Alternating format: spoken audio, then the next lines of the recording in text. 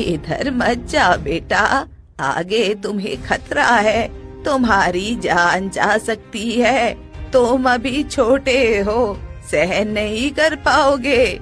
नहीं, मुझे नेकी का फूल चाहिए और उसके लिए मैं कुछ भी करने को तैयार हूँ, क्योंकि कई सारी जिंदगियाँ आज इस फूल पर टिकी हुई हैं।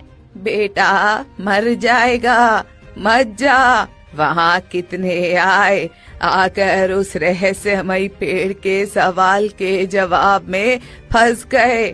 अर्जुन कुछ नहीं सुनता और आगे बढ़ जाता है।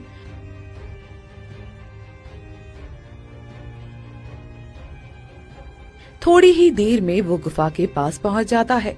गुफा के अंदर उसे सोने चांदी का अंबार दिखता है। वाह, इतना सारा सोना चांदी, इतना तो मैंने अपने जीवन में कभी नहीं देखा। लेकिन मुझे ये नहीं चाहिए, मुझे तो बस नेकी का फूल चाहिए। जैसे ही वो अंदर जाता है, उसे दो फूल दिखते हैं, एक सोने का चमकता हुआ फूल और एक बिल्कुल साधारण सा फूल। इन दोनों में से कौन सा फूल चुनूं? ये सोने का फूल जो दिखने में बहुत सुंदर है, वो उसकी असलियत नहीं हो सकता। जो असलियत में होता है वो सच दिखाता नहीं, यानी कि साधारण फूल ही नेकी का फूल होगा, क्योंकि नेकी में कोई धन दौलत नहीं होती। अर्जुन वो साधारण फूल लेकर वहाँ से निकल पड़ता है और कई घंटों के सफर के बाद रहस्यमयी पेड़ के पास पहुँचता है।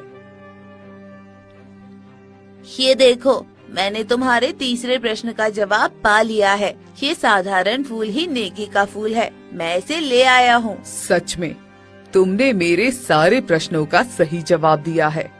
अब मैं मान लेती हूँ कि तुम मेरे ही बेटे हो। जब तुम मुझे एक बार में नहीं मान सकती थी कि मैं तुम्हारा बेटा हूँ, फिर मुझे कैसे पता कि आप ही मेरी माँ हो? कोई और भी तो मेरी माँ हो सकती है ना? मुझे पूरा सच जानना है। ठीक है बेटा, तो ये उस समय की बात है जब मैं इसी जंगल में लकड़ियाँ काटने आई थी। उसी वक्त मुझे एक जंगली जानवर ने घायल कर दिया था। उस वक्त तुम मेरे पेट में थे। मैं इसी पेड़ के सामने बैठ गई थी। मुझे बहुत दर्द हुआ और मेरी मृत्यु हो गई। तुम्हारी रक्षा के लिए मेरी आत्मा इसी पेड़ में समा गई और तुम वही पेड़ के सामने थे। तुम्हें वो औरत यहाँ से ले गई, तब से मैं तुम्हारा इंतजार कर रही हूँ। लेकिन आप गांव वालों को क्यों कैद करती हैं? इस रहस्यमयी पेड़ की शक्ति की वजह से मैं उन लोगों के साथ वैसा ही करती हूँ जैसा वे कर्म करते हैं। लालचियों को तो ये पेड़ अपने अंदर समाहित कर लेता है और जो नेक दिल का होता है उसकी मदद करता है। मुझे भी वैसा ही करना पड़ता है। माँ, मुझे माफ कर दो। मैंने तुम पर उंगली उठाई, लेकिन तुम्हारा सच जानकर मुझे बहुत दुख हुआ माँ। अर्जुन की आंखों से आंसू बहने लगते हैं। वो अपनी माँ के इस अदृश्य रूप के सामने नतमस्तक हो जाता है।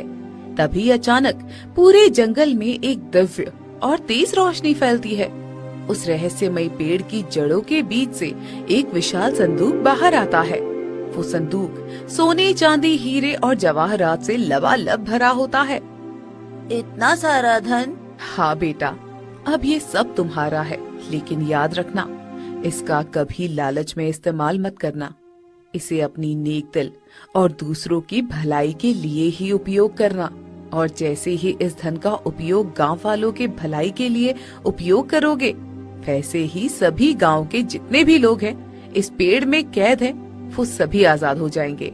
जी माँ, मैं वादा करता हूँ कि मैं इसे हमेशा गरीबों और दुखियों की मदद के लिए ही इस्तेमाल करूँगा। अर्जुन वो खजाना उठाने ही वाला होता है कि तभी दूर झाड़ियों में छिपा मुखिया ये दृश्य देख लेता है। उसकी आंखों में लालच चमक उठता है। अरे, इस रहस्यमयी पेड़ से तो सच में इतना सारा धन निकला। मैं जानता था इस लड़के में जरूर कोई बात है। अब ये सारा धन तो मैं ही लूंगा और इस गांव के मुखिया होने के साथ साथ दुनिया का सबसे धनी व्यक्ति भी बनूंगा। मुखिया तेजी से दौड़कर अर्जुन के सामने खड़ा हो जाता है और उसे धक्का देने की कोशिश करता है। हट जा रास्ते से अर्जुन, ये सारा धन अब मेरा है, मैं इसे नहीं छोड़ सकता। मुखिया जी, आप यहाँ? पर ये धन तो गरीबों की मदद के लिए है, आप ये कैसी बातें कर रहे हैं? नहीं, मैंने जितना कहा उतना ही तुम्हें करना होगा। ये सारा धन मुझे दे दो। इतना कहकर मुखिया जैसे ही धन के संदूक को छूता है, तभी पेड़ से एक भयानक तेज रोशनी निकलती है और पेड़ की जड़ें मुखिया को अपनी ओर खींचने लगती है। मुखिया पेड़ के तने में समाने लगता है। नहीं नहीं, अरे मैं इस पेड़ में नहीं समा सकता। अरे मुझे छोड़ दो, अरे बचाओ बचाओ। तुमने लालच किया है मुखिया, इसलिए तुम्हारे लालच का अब यही परिणाम है। तुम पहले ही गांव वालों को बहुत लूट चुके हो और अब तुम उनका हक भी छीनना चाहते थे। तुम्हें अब यही सजा मिलेगी। मुखिया तड़पते हुए हमेशा के लिए पेड़ में समा जाता है। इसके बाद अर्जुन वो धन लेकर अपने गांव लौट आता है।